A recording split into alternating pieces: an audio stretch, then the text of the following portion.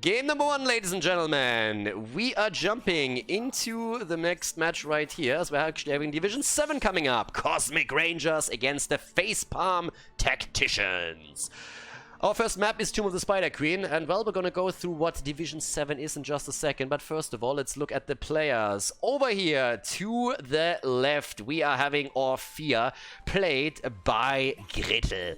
Yeah, Gretel playing Orphea. I guess that translates into complete noob or something, but hey, if you use a Cyrillic name, you are just, I'm sorry, but I'm gonna rename you. Black Lotus on Rhaegar, we have Adamczyk on Muradin, Figaro on Thrall, Somber Evil on Cassia, and over to the red team side. Facepalm Tacticians with Black Milk on Kira, Jack Sully on Gul'dan, Alderon on the Crybaby, Modern Viking on Diablo, and another noob has snuck into another game that we're casting here, and thankfully he hasn't picked Artanis. Yeah, it seems like lately he's actually learning his lesson and is starting to take some side laners that are honestly providing some value for the team. But now, just a quick information again, a little caveat as we do in every single one of these games, what we are actually looking at. Division 7 is the lowest division in HeroesLounge, which is an amateur series, an amateur league that is hosted by HeroesLaunge.gg. I can highly recommend that you check it out if you want to play on a competitive level, even if you find yourself in bronze. This is actually where we are seeing, on an average, bronze players play. Bronze to gold is usually the level of play that you're going to see here. And we're going to rip into these players quite a bit, actually. And all of those players are absolutely aware that there's a good chance that they're going to be made fun of here. In addition to that, it's obviously a bit of a learning opportunity also, since mistakes can be pointed out. And if you are playing in one of the amateur leagues yourself, you can try and avoid those mistakes and maybe improve on some of those in your own plays. But once again, all the players here are on board. I mentioned it before, but I get more replays sent to me than ever from especially Division 7 teams that want their games casted and want me to rip into them a little bit here. So if you're one of those persons that is easily offended on behalf of someone else, this is probably not what you want to watch. But either way, we're having already the rotation, and Dibbles! Holy cow, like that ragdoll got wrecked pretty hard. Now, we haven't even looked at the talents yet, so looking at the Kira play, we've actually seen some different builds here. For now, we have the Fatal Wounds. On the lower level, the full stacks into the Blood Rage is actually something that we see a little bit more often. But let's see how that turns out in the late game. When we're looking towards Leoric, on the map, we actually have a talent that tries to adapt a little bit with a fealty onto death here for him. Cassia then again went into Seraph's Hymn. Now, that is kind of something that we don't really see all too much, and for very good reason, because compared to the alternatives, it's not really a fantastic talent necessarily. Already with the Reverberation taken now on level 4, so Muradin apparently looking for a bit more of a damage boost instead of going for sustainability. Went also into damage on the first talent. We have a Thrall on the side, which went into Echo of Elements and goes into the Frostwolf pack. There's definitely a little bit of action out there, and we're seeing two of the newer heroes on the side of the red team with Anduin and with Kira. So there we have upstage taken. So pretty much a focus into Blood Rage is what we're going to see from her. And Kira has actually been nerfed quite a bit after the initial release. I mean, it's shocking, right? Blizzard releases a hero, and the hero turns out to be incredibly strong at the start, and then they have to nerf the hero a little bit. It's like they're trying to sell the hero at the beginning and give people an incentive to buy the new hero. A little bit suspicious there. Coincidence? I don't think so. But either way, as we're having this little setup here starting up, Kira obviously has been now also been played in the competitive scene a little bit. Not too much though. We've seen her actually twice, both times played by Granite Gaming. And outside of that, completely ignored on the competitive level. But the two games that Granite Gaming played with her were both successful ones for them. So on the competitive level, Kira mostly ignored, but has still a 100% win rate now in the two games where she was chosen. Stacks lost now from Figaro at the bottom of the map, as he's not able to connect the Wolf here against Leoric. Already our little setup again against Muradin, jumping out there right away. Ooh, Alderon is nearly dead, but able to save himself for just a moment. Good old Anduin, never change. The guy with a sword on his back, just throwing around light all day long. Level 7 abilities are already in, and ooh, Anduin is down. The Crybaby eliminated, as he's getting dropped. Black Milk, and that's another kill. Both of the new heroes are already dead, so the old school heroes are just saying, we don't want you in the Nexus, baby. And both of them dropped, which leads us to 3 kills against 0. Turned-in gems, on the other hand, are slightly superior for the Facepalm Tacticians. And so far, I haven't really seen a lot of tactics from their end, but they are able to turn in. So if they can get the... yeah, they actually do. If they can get the quest completed, or the objective completed, they will have the first Web Weavers, and that's exactly what happens. No kills thus far, and again, follow through for Thrall. Now, if you are a player that is incredibly strong on your mechanics, follow through might be a talent that is worth at least thinking about, despite the fact that when you're looking at the level 7, especially the Ancestral Wrath is just way better. If you find yourself in Division 7, you're probably there for a reason, and that reason is that you're not really a great player with great mechanics, because let's face it, if you're on average on bronze to gold, then it's not really an indicator of you just killing it on the mechanics. So that automatically means that this is a shit talent for you. This is a really shit talent for you. If you are a player that is on a super high level and you're playing Snitch style and you're able to weave those auto attacks in the entire time, play around the Echo of Elements, then yes, you can get some value out of this one. But if you compare that to Ancestral Wrath, then I'm gonna guarantee you, if you're on the lower end of the spectrum, you wanna have Ancestral Wrath instead of Follow Through. I mean, even the pros, former pros or whatnot, pick Ancestral Wrath nearly exclusively. It's there for a reason. It adds to your sustain, and it also is a fantastic burst, especially against hit point heavy heroes. So when we're talking about talents that you should take or talents that you should avoid, this would be the first one to talk about. 2 forts down with the first objective. I gotta say, Facepalm Tacticians, they might facepalm a little bit here, but they are still doing a pretty fantastic job with at least that setup. Bit of an alternative build here also from Gul'dan, who went into the improved life tap and the Bound by Shadow on level 7, and idly after. Diabolical Momentum now taken from Diablo, also a talent that you don't really see all that often. Nothing too insane just yet. So with this, we're having camps taken on both sides. Level 10 abilities are obviously going to change the dynamic here pretty quickly. Oh, and a kill against Leo, a little bit randomly as another noob goes down. A quest completed for Diablo, and here's the level 10s now with the Ball of Lightning. And Muradin going to the Avatar, turning completed also from the blue team. They have level 10 already, and the red team should really back off here. They shouldn't really be in that spot. Just back off, boys, wait for level 10 and then try to defend, split a hero off to the off lane. But they're actually successfully fighting this off against a team that has heroic abilities. What the hell? No coordination for the Cosmic Rangers, and they are just getting murdered here. They have no level 10, just kill them. The hell are you doing? Cassia is dead, and all of that without heroics. Yeah, that's the Division 7 for you right there. That's a facepalm tactic if I've ever seen one, and the only thing that is more of a facepalm is it actually worked. Like, traditionally, if you are up against an opponent that has heroic abilities and you don't, please do not attack them. Don't give them the fight that they are craving for. Just wait for level 10, play it safe, unless you can force a fight on a numeric advantage. That's the only situation in which you should actually do that. Now down at the bottom of the map, another kill against another noob. Or is it? Yeah, of course. Trait value activated. Oh yeah, Leoki at it again. Figaro, by the way, is holding 44 gems now, but here comes the team, and they're fighting again with a 4 versus 5. Gul'dan isn't even there.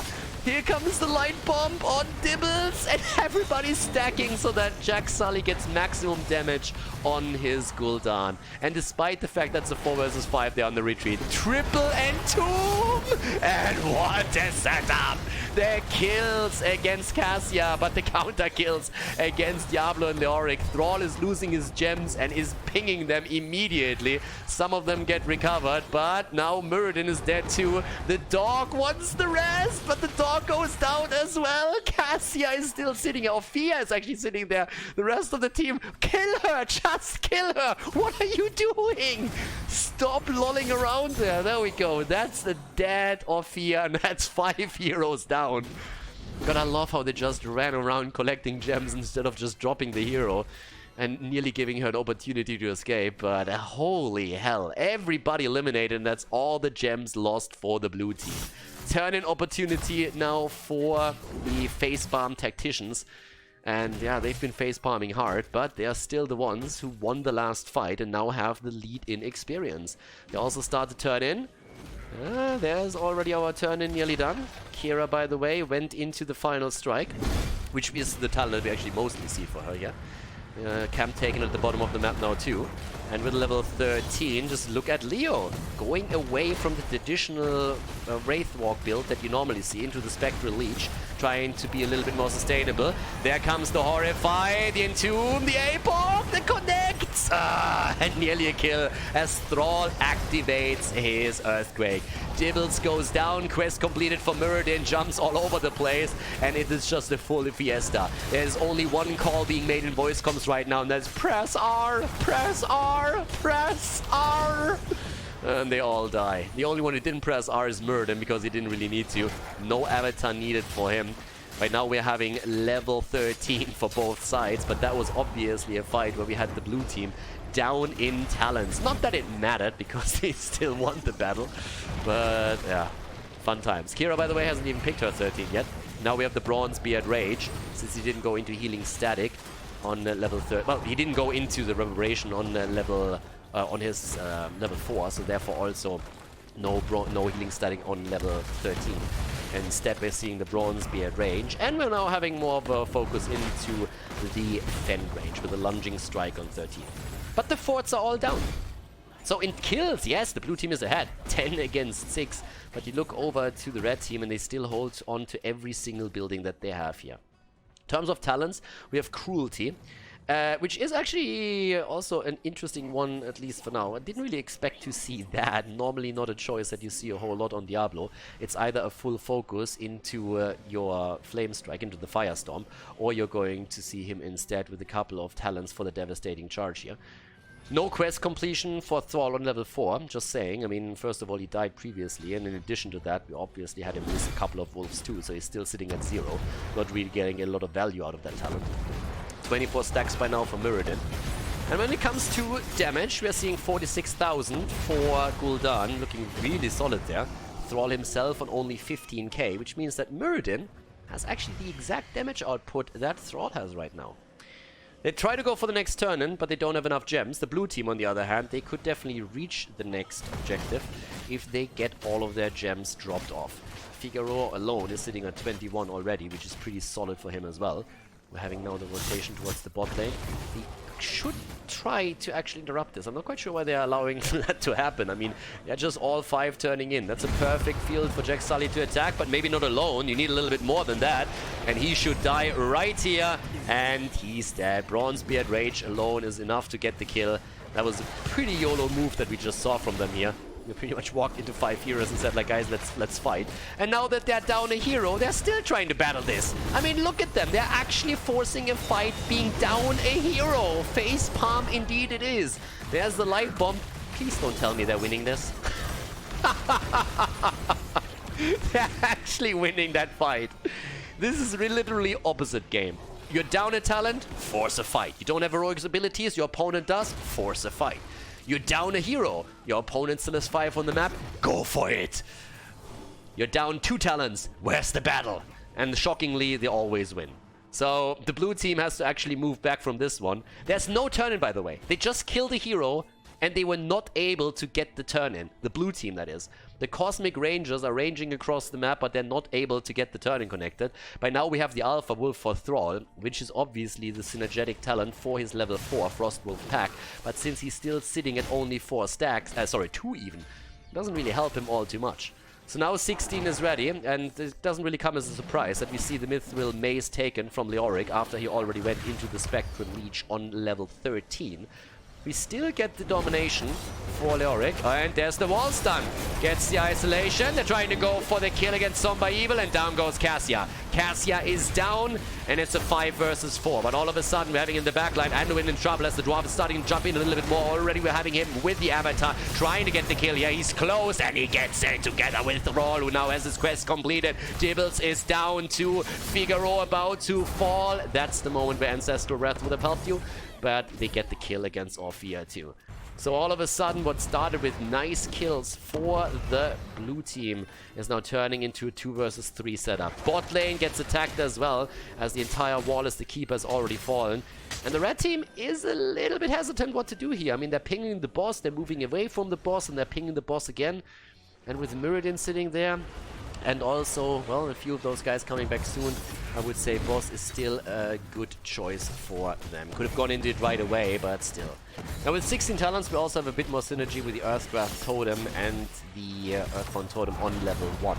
So a really nice setup for them. Also a bit more value for Muradin when it comes to survivability thanks to the stone form.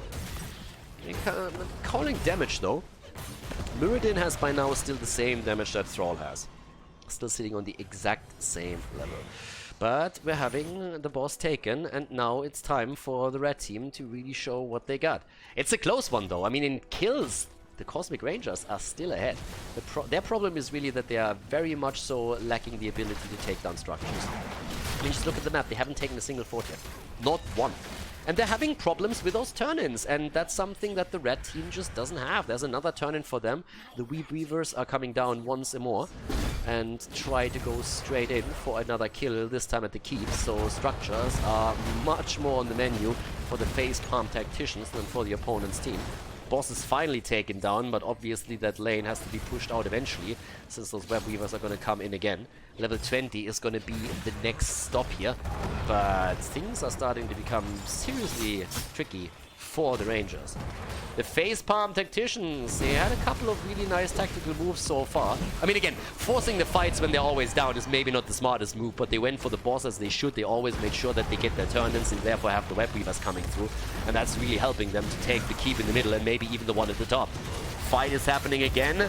There's also the light bomb. Again, we're having the APOC. No setup for it, but still connecting. And the Entomb against Thrall. He gets the Ancestral Wrap, the turnaround, and Leo is dead. Leo, Gul'dan both down. Leorki getting some trade value as Andon is trying to save Diablo. We're also having Kira moving out of harm's way, attempting to, but they're already hunting her down. Can you please, like, what are you guys doing? Like, what is this? Just attack her! Kira just demolishes them solo. Nobody is stunning anything. Dibbles gets attacked again. He falls. And now they can turn around again. Black Lotus runs away from the minions because Rhaegar was nearly killed by it. Kira is jumping in again. There's Rhaegar. Still needs to be careful, but can't drop a heal. Stormbolts come in. Muradin jumps out. The rest moves through. And there's the kill as Kira goes in and they actually lose. They had 3 heroes against 1 hero and they completely ignored her, walked past her and then got murdered by her. 40 stacks by now for Muradin, so his Stormbolts are definitely hurting. Level 20 abilities are soon there as well, but just look at this. They lost everything. Every single keep is down. Every single keep has been eliminated. Oh, the Lord of Terror is now taken. We're also having the Infinite Lightning. Can't wait for that value to come through. 16 kills against 10 and they still... Like, I mean, think about this. They have 16 kills against 10 and they don't have a single keep left and they haven't taken a single fort down yet. That's insane. That's just blatantly insane. I wouldn't be surprised if they actually turn it around. I mean, again, as the game continues, kills are obviously worth a lot more to you than in the early game. Because it allows you to, like, the death times are rising. So that's pretty much the main reason for that. But now we have Buried Alive. You're also seeing the No Sanctuary for Kira right here. And with that, you have now an additional chance to go for the team fight. They need to fight it. I mean, guys, at some point you just have to take it. They're defending against your Web Weavers and you're just watching. You need to go into the battle right now. Echo Corruption comes through. Leorki is trying to find some value. That Buried Life didn't do jack shit. And the APOC, well, they kind of ran into it, but it still didn't do enough. Muradin gets the Ancestral. Leorki down, Diablo down, Kira down. Is this the comeback? They jump in and they're trying to go for Anduin. Run, baby, run! Stormbolt connect! And the kill. Alright, they get him taken down and now they have to break through these walls. At the bottom of the map, yes, 1 fort is about to go down. They don't have a keep left, but they have the fighting spirit. 20 kills against 1. Guys, he's alone. You can kill him. 1 versus 4, and they're running away from Gul'dan. Gul'dan dies, and now there's a chance, of course, to go for the fort. Guys, can you please kill that fort? Like, please. Please. Or at least take the one at the top. There's a minion wave at the top. Can you please do something? Rhaegar has still half mana. Just kill some stuff. Get at least a catapult on every 3rd wave, so that you get a little bit of value out of this. So at this point, 84,000 damage by Gul'dan, 70,000 damage. Kill it! Just, they are all dead! Please, please! For the love of God! Just, they are all... You can't turn in on the retreat, like, why? Why? Oh god, no. Okay, we're going for the throw pit. We're going for the throw pit. We're not taking down forts. We're not going for the turn-in. We're going for the throw pit. They are 5 versus 4, though. They are 5 versus 4, ladies and gentlemen. This is gonna be a boss, isn't it? It's gonna be a boss. It has to be a boss, and then you turn in. They take the boss. Okay, they got the boss. They got the boss. Can you please turn in now? 5 versus 5 again. They took 1 fort down. We're 20 minutes into this game and they eliminated a single fort after they pretty much wiped the opponent's team. The web weavers are coming in. Attack with it! What are you doing? Just attack! What are you waiting for? The bottom, what is this? What is this? You... The fort isn't even down. The boss is taken. And what are you doing? Stop defending that with 2 heroes. If anything, send 1 back, but not both. Oh.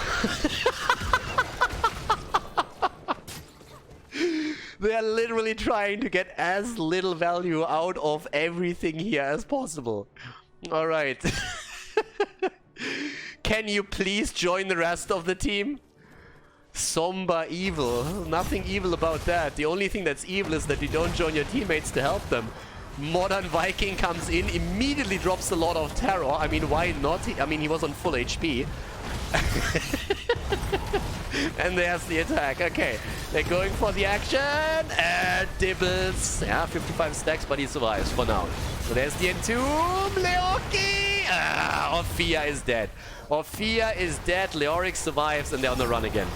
Ancestral keeps Figaro alive, and yep, at this point we're having them actually just retreating once more. Web Weavers in the middle are trying to go for the fort. Hopefully they at least get that.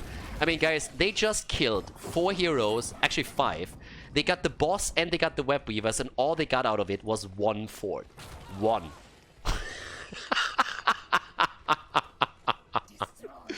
That's what I call resilience. I mean... yeah, they are heavily confused here. So that's not clean shot calling, but yeah, just a hint. So if you guys are wondering what could they have done, if you kill 4 heroes of your opponent, then just take their structures down. There's not a minion wave, not big problem. Actually, they had a minion wave pushing the top lane as they went for it. But damn, son. Yeah, this is interesting. It's been a while since I've seen this. So by now we have 100,000 damage on Gul'dan. Muradin has 60,000 nearly, is actually ahead of Cassia and Thrall with the damage output. How many stacks does he have? 51 right now. Okay. They're sitting at the bot lane right now, trying to take those catapults down. I mean, you have to keep in mind, we're 22 minutes into this game. These catapults hurt. Like, they are dropping mad damage. If those ever get to the core, you are pretty much done. They have 21 kills against 11. And are still pretty far behind. It's incredible. It's honestly insane. Yeah, that happens when you get kill after kill after kill after kill and you never really do anything with it. You need to realize when you can push and when you can take your opponent's structures down. The least that they should have done after they got the boss is push with the boss. It was the safest play for them to make. Take the boss, drop the Web Weavers, as they did, but then push with the boss. Web Weavers on the other lanes are gonna get value for you, despite the fact that there are catapults.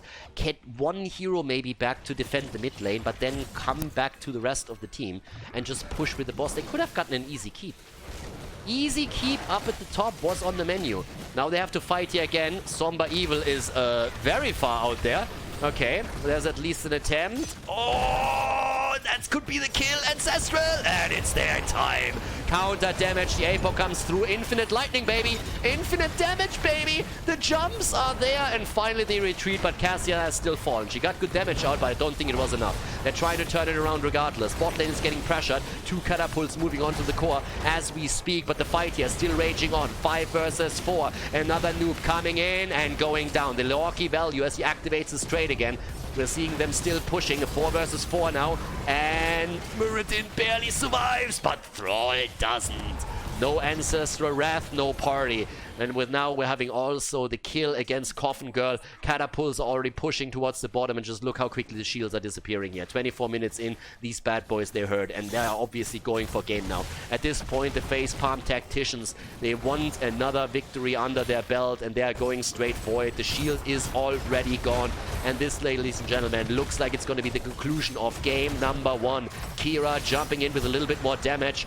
The core so far unmolested. They're going for the hero fight instead. Blackmail finally turn around and saying like, guys, I think we win the game if we take this one down. And he's right. Now they're moving in. 22 kills against 14, and unbelievable as it might sound, the Facepalm Tacticians still win the game. GG! And I'm hesitant to drop the well played, but an interesting game for sure here in Division 7 of HeroesLaunge.gg.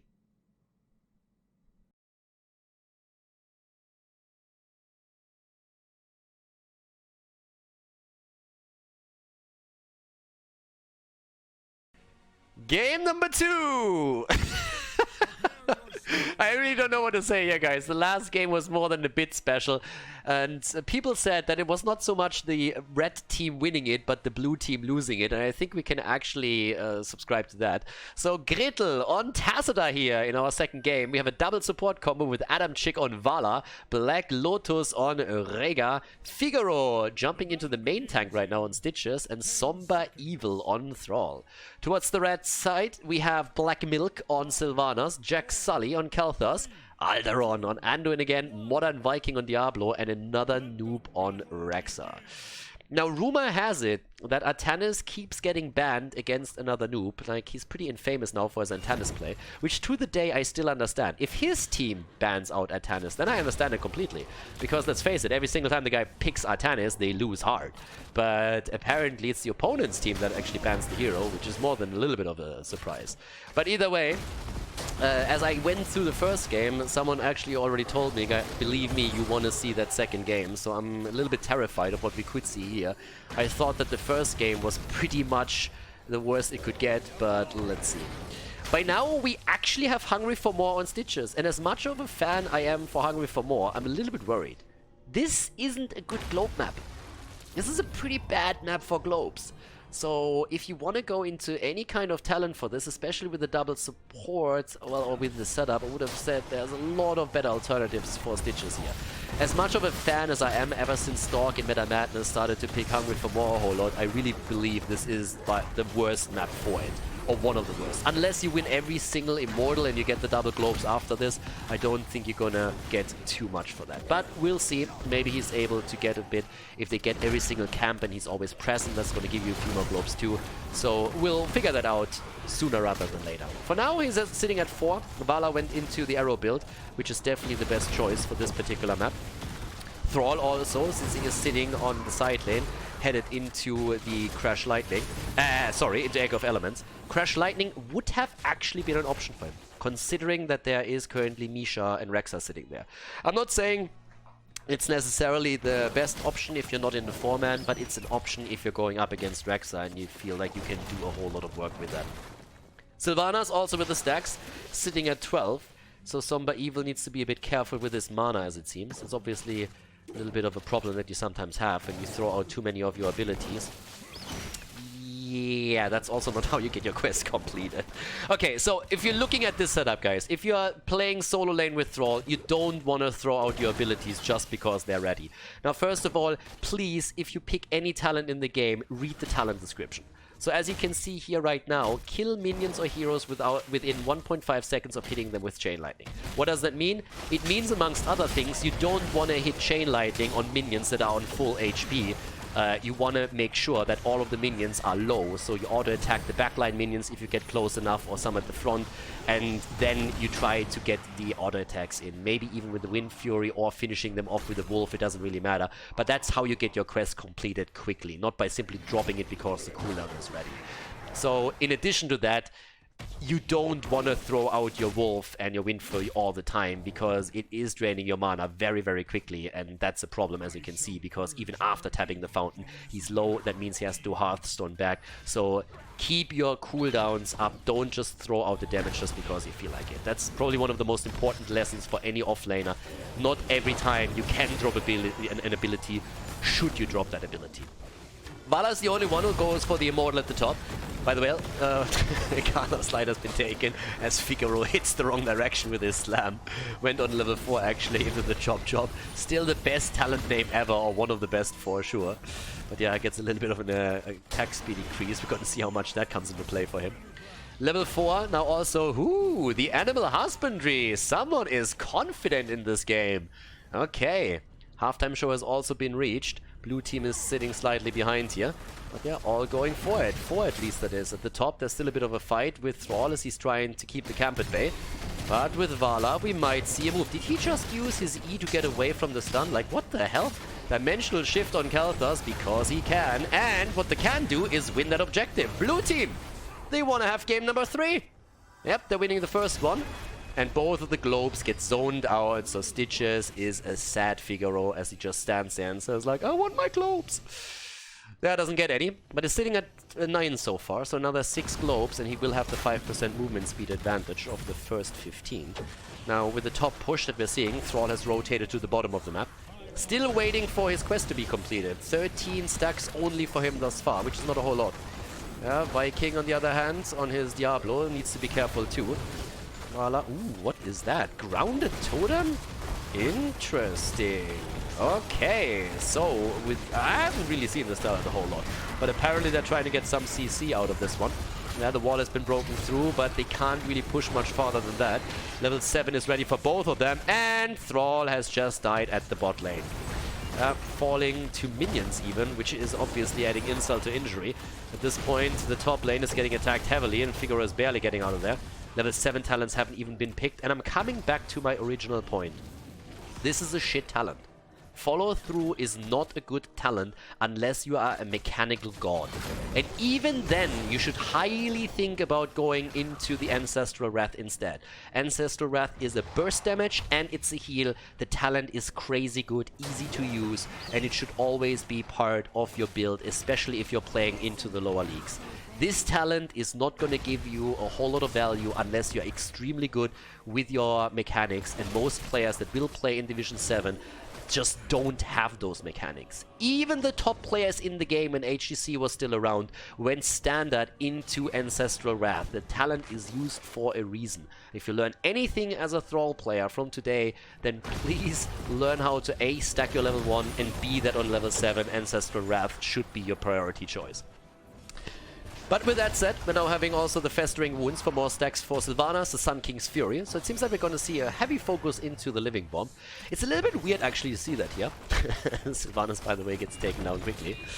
And Adam Chick and his boys are trying to get the kill there. What are you doing? What?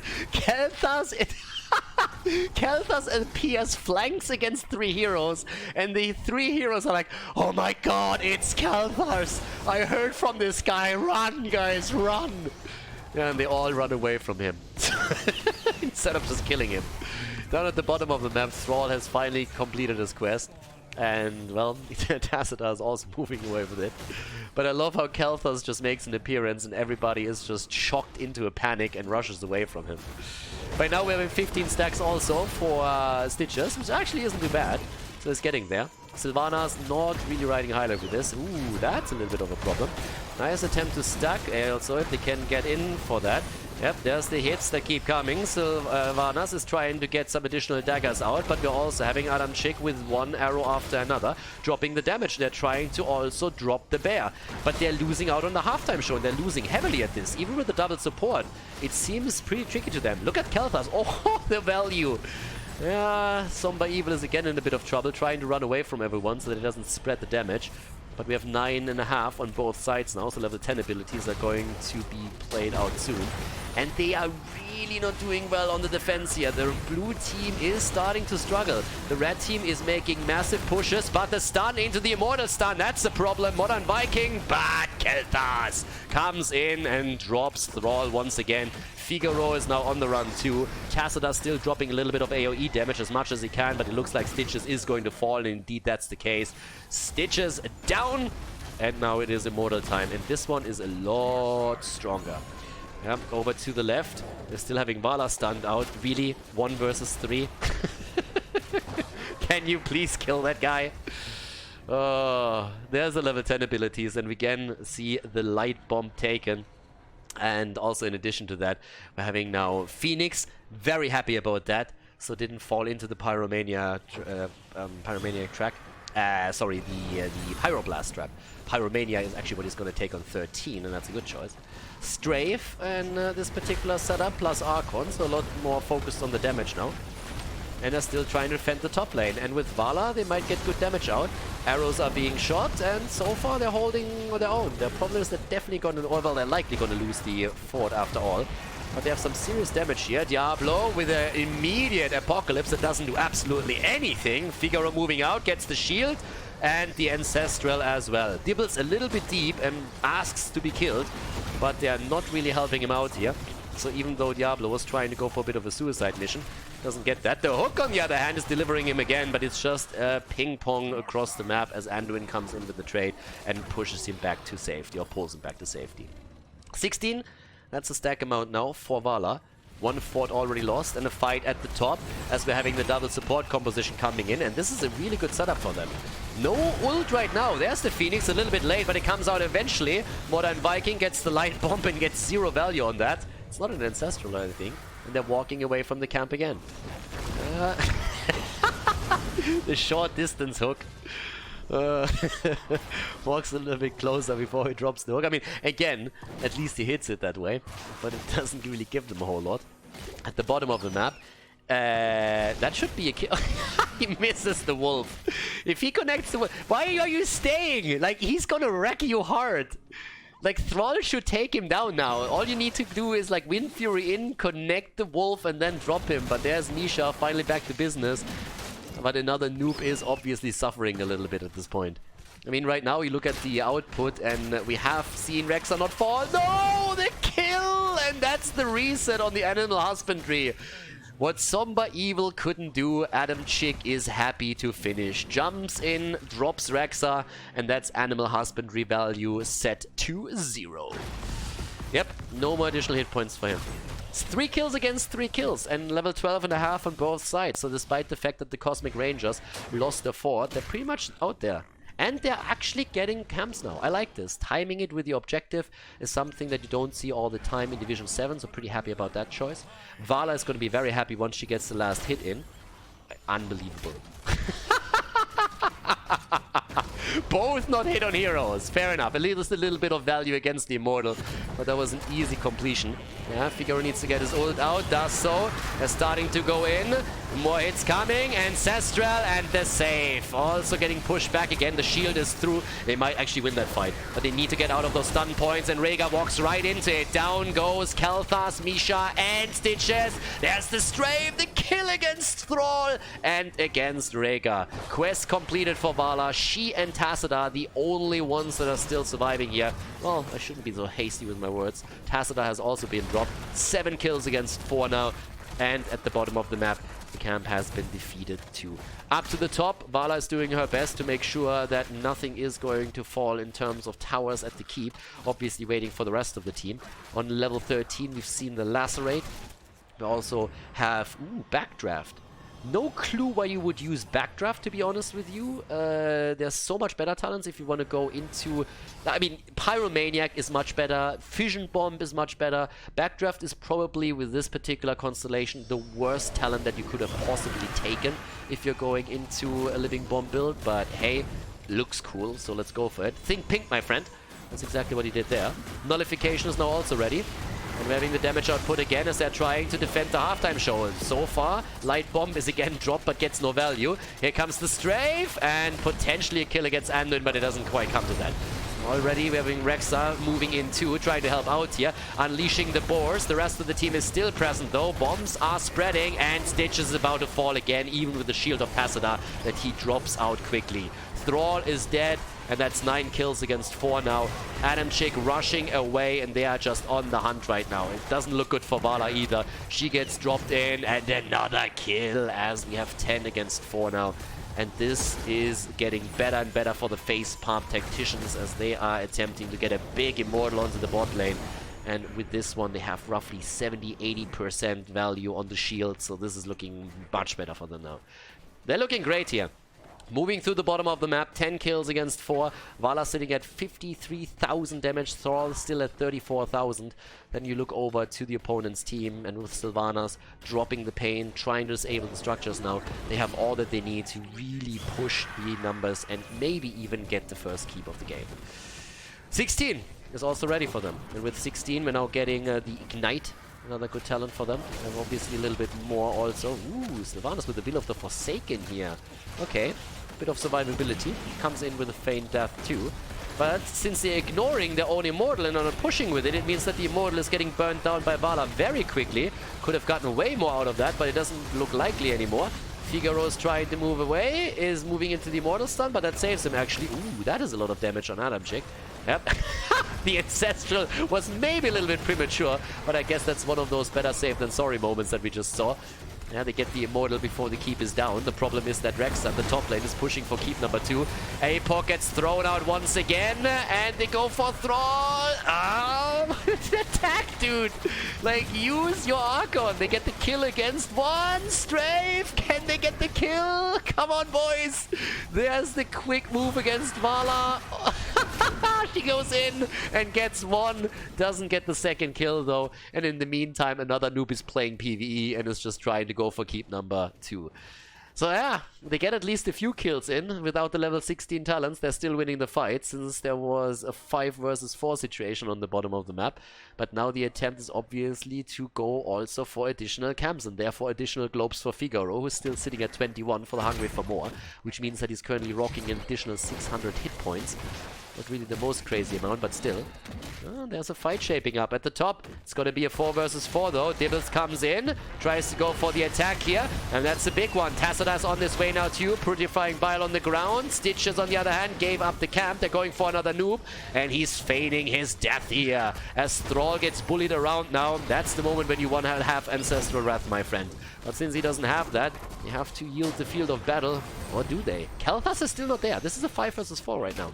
Level 16 gets picked, and he actually goes into the Alpha Wolf despite not having the Frost Wolf pack on level 4. The kill against Dibbles finally, and there comes the stray from Vala again. Hasn't taken a level 16 yet. Seething Hatred of Frost Shot. What's it gonna be?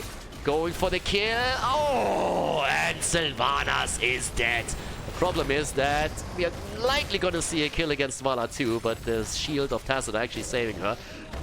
Also, the meat hook has been taken at this point. Okay, so we get a little bit of a heal for him. More of a sustainable build than anything. No fishing hook. Rhaegar! The attempt to save Thrall, and Tassadar makes it happen with another quick shield. Nicely done. Immortals are on the map. By now we're having Vala with a Seething Hatred, so it's all about the damage for her. Could have totally seen a Frost Shot build here. Psionic Echo, still claimed. And they're starting to get the damage in. Vala again bullied by the bear, but they're hoping to get something done here. The hook, obviously no fishing hook, but he's trying to survive a little bit longer. With the short distance hooks that we've seen so far, it doesn't really come as a total shock. Putrid Bile again trying to make the play here for Kalthas as they're moving in. Quests completed for Tassadar plus a level 16 means that he's going to get a lot of damage out of this one. Moves out and into the Apocalypse again, but they're chasing them away here, and the red team is all of a sudden in trouble as they're once again seeing the stray from Vala. Mad damage coming out from her, the potential kill against Sylvanas! But they can't get her. And the stun against Adamczyk. But Vala is still safe. The double support is working. They're splitting their attention. The goal of the blue team is apparently to get everybody to a hit point or 2, but not killing a single one of them. And so far, they've done fantastic on that. Splitting their attention the entire time. We could have gotten more than a single kill there. But now we're having, well, 10 kills against 8. 86,000 damage from Vala. They win the halftime show by a huge margin, by the way. By a huge margin. Vala could drop a little bit more damage. That's the hook and that's the kill. Now we're talking. Thrall gets the shield just as the Ignite is connecting with him. And here's the poke. Tassadar should probably delay the second storm a little bit and also cover more ground than he currently does. Dropping them right after another onto the same spot doesn't really help him too much. Yeah, that's not really helpful. But they're getting some damage in at least. Misha is down. Black Lotus nearly walks into the stun, but moves away from it just in time. And they're winning a big Immortal. It's comeback time, baby. It is comeback time right here. The keep at the bot lane, on the other hand, has been demolished. Yes, catapults do that if you leave them alone too long. And at the top lane, we're seeing a similar situation now unfolding just in front of us. So you need to be a bit careful with this. But as the catapult gets destroyed, they have a chance of finally pushing against it. 10 kills against 9. And with a big Immortal, 18 minutes into the game, it's party time. This is the moment when you can get a little bit of value too. Another hook doesn't connect. And, well, Figaro is still fine here. No Fission Bomb. Not enough value, just the backdraft, that's it. But another connect against Tassadar. Moves out, takes the damage like a boss. In comes the dimensional shift to dodge the wave. Here comes Dibbles with a wall stun. Vala moves in, Apocalypse is out, and she's getting stunned out of it. Light Bomb on the retreat, again not getting enough damage in. Top lane still under pressure. They might lose the second keep here, but they've gone through the fort and they are looking for more now. 10 kills against 10 right now. Massive spread, but the save and even the Ancestral and Vala to keep her in play. They're trying to go through the wall. They're trying to go for the keep, and they might be able to make that happen. Dibbles gets pushed or pushes Stitches in. Where's the shield when you need it? Oh, and he just survives with 50 HP. Tassadar is also low. Drops the Archon. They're all late on this. Top lane still under pressure. And at the bottom of the map, even with Strafe being used, the keep is not down. But towards the top, ooh, the catapult goes down. But they're way behind in experience. Big problem now for the blue team. Level 20 is going to be ready in a few seconds for the Facepalm Tacticians, and that's going to be that. Yeah, we've seen more than only one Facepalm in this game, but we are still looking at the red team with the lead. I gotta say that I feel the Cosmic Rangers could have gotten a little bit more out of that last push that they just had there, but they still managed to at least drop the wall. Would love for them to focus a little bit onto the top lane to at least drop the fort, which should be an easy rotation for them. Level 20 talents are now ready, which gives us the flamethrower. We have 84,000 damage by now by Khaldor, but look at Vala. 103,000 for her. Looking pretty solid with this. So at this point, with the level 20 talents, we're actually seeing again the Lord of Terror. Interesting. Varian's Legacy is also in play. And with half level missing until level 20, you really don't want to force a fight right now. I know, we've seen the exact opposite in game number 1, but still, in this game, they should probably try and dodge that a bit.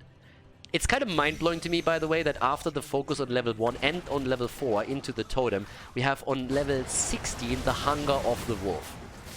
That honestly amazes me. I mean, if you spec this heavily into the totem, why not use it on level 16 as well? It's a little bit crazy. Now, level 20 isn't there for them. They need another wave, and they can either rotate to the top and get it there, or they have to move a little bit farther in at the bottom of the map and risk it to get the experience right here. And that's apparently what Vala decided to do. Now, Tassadar apparently forgot that he has a trait, because I haven't really seen him use it so far, not even in this moment when they're trying to see if someone moves in from the side and flanks them. But there's a level 20 right now. And with that, we're having, Stitches actually going into the potent Bile. In addition to that, the Earth and Shields. Vala with a Farfly Quiver, like this. Stay on distance, baby. Shield Battery over Twilight Archon. Say what? Alright, they're going for the camp again. And, well, here comes the approach. Oh, the Earth and Shields come out and barely save Thrall just before he gets wrecked. Stitches, on the other hand, is on the run right now, and rightfully so, but they win the halftime show. Can they keep Stitches alive? Does there need to be an Ancestral? No, but this could be a lot of kills for the blue team. Strafe is in! And that's a triple kill at least. Down they go. Misha dead. For some reason, they keep Diablo alive for another few seconds, but Tassadar goes in, shows no mercy, and drops them. Guys, this is the comeback attempt right there. Then again, they need to deal with that, and they need to deal with it quickly. I mean, there is a catapult there that's actually getting blocked by the Khaldor, so that's great for them, but someone needs to deal with it, and that someone is Stitches. Stitches comes back, tries to drop this. 77% right now. Shield from Tassadar, and they are starting to drop it. But the move towards the top lane right now. This is the moment. This is the moment where they have to go through and at least take the keep. I mean, honestly, how many opportunities do you need to get some value? Top side, Vala is already starting to drop at least the fountain. It is a 5 versus 2 right now. There's the Immortal. They could have gone to the bottom of the map and taken the keep even if they wanted to. But they're moving through the top lane, which also works. 5 versus 2. The fort is a goner. They might be able to get the keep before anybody respawns here too. If they can just get all of that AoE damage. Carpet everything. Go in and take it. 33 stacks now for Stitches. That's nearly 1,000 additional hit points for him. But Kel'Thas is trying to drop the damage. Phoenix is out. Chick is walking through the Phoenix. Left, right, left. All the way in the circle. Stay in the circle, baby. It's, by the way, not what you're supposed to do. But now they're going for it. Keep needs to be down, but oh, the spread! Oh, they get the damage. Here comes Dibbles again against Figaro. Vala is all alone, but gets away and they walk into the Putrid Bile. This is the opportunity right there. The boss is going for it, and the boss is starting to go through the keep. This, on the other hand, that's 4 catapults. Someone needs to go back and deal with it, and quickly. They could have tried to YOLO it and simply go for the core, but they decided to fall back for now, which I can respect to a certain extent after they took that much of a beating. Sylvanas has by now 172 stacks, and over here we see the catapults taken out one after another. What a game here again. The shield has nearly fallen on the core, but the core itself hasn't been scratched. With the damage, we're seeing 100,000 for Kel'Thas and 120,000 for Vala. Yeah, it's all down to the team fights right now. One good combo and you can take it. Top lane, both of the keeps are down at the bottom of the map. If you actually rush through now, you might be able to take even the bot lane keep. Tassadar is still sitting there, can drop the damage and does so immediately. A little bit more spread out now in the storms, which I like. But they seem to be going for their camp instead, which is exactly what they're doing right now. Diablo has died 5 times, and he's actually sitting on 64 stacks, which isn't horrible, but it's nowhere near... I mean, it's pretty much... It's actually exactly 65% of what he wants to have. So they're getting more and more value out of this, but the top lane camp is now to be defended too. This is going to come down to a final fight, guys. This is going to come down to a final battle. We're 24 minutes into the game. Game number 1 was special. Game number 2 is pretty much on the same level. 40 stacks nearly on the Hungry for More for Stitches, which gives him around 1,200 hit points. And there's the Immortal spawning. Top lane is looking good for them. Bottom lane is not pressured too much. If they take the catapult down, they're going to be in a decent spot here. In an ideal world, they would drop this one too. But it's all about the next fight. And if you have a good setup, that's all that they need. But that Kel'Thas has been dropping a lot of damage with his Ignite and the Flamethrower here. So the setup is ready. The setup is ready. The stage is set for a final battle. And who is going to take the lead here?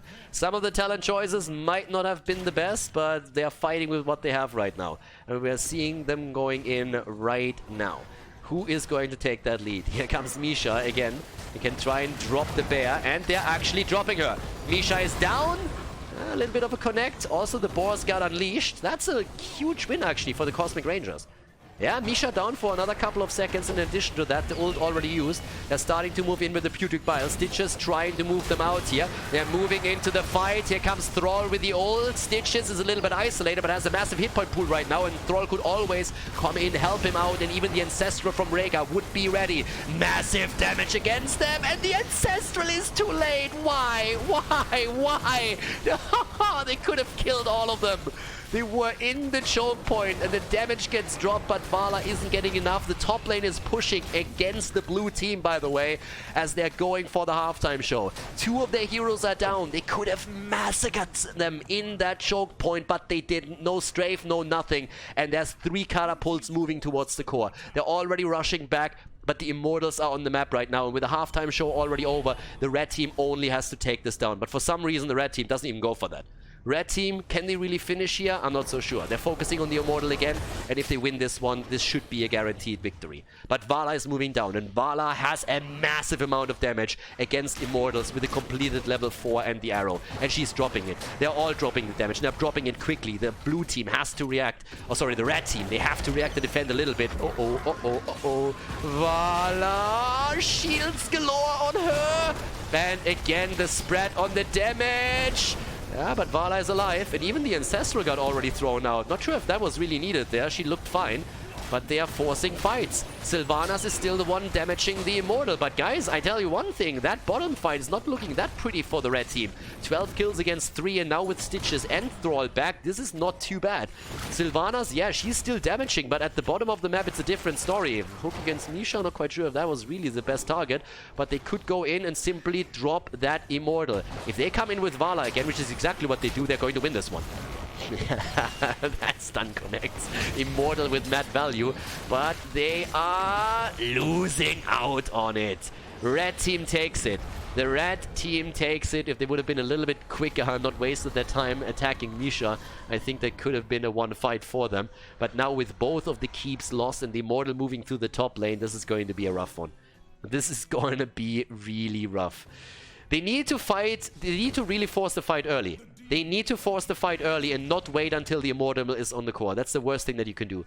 You are already fighting a bad battle. You need to take it as quickly as you can. And instead, they are waiting. They're waiting, they're waiting, they're waiting. And now they're flanking. They're going for Diablo.